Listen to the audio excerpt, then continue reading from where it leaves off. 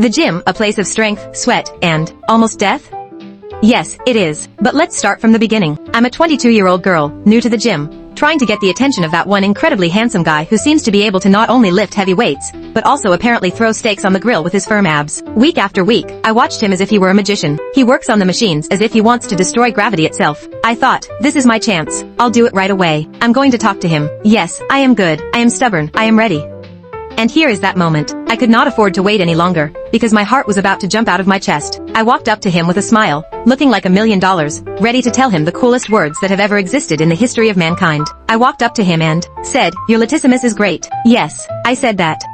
And at that very second I noticed his face freeze. He just answered in embarrassment, thank you, with an expression on his face like a person who has just heard a diagnosis. Your lungs don't belong to you. My soul collapsed, and my heart, which had just been singing at its full capacity, was about to send me to another reality. And then, panic. I didn't just do something stupid. I decided that I'd better leave quickly so that I wouldn't have to see this catastrophic moment. What could have gone wrong?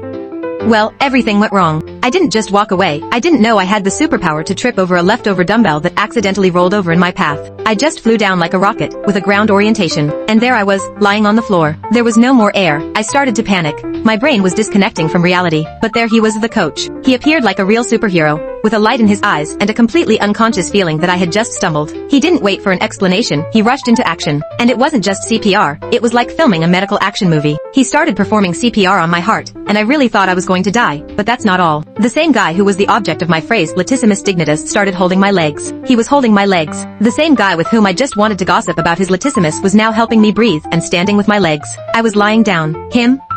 Just holding my legs, as if we had planned it all. And at that moment, when everything was happening, I realized one absurd thing. It was my worst day, and the best at the same time. I found myself in a situation where I would have flown off into space with shame, but I didn't realize that my feet had already started moving into another reality. But wait, here's where things get even more surreal. The next day I get a message, and who would have thought it was from the same guy?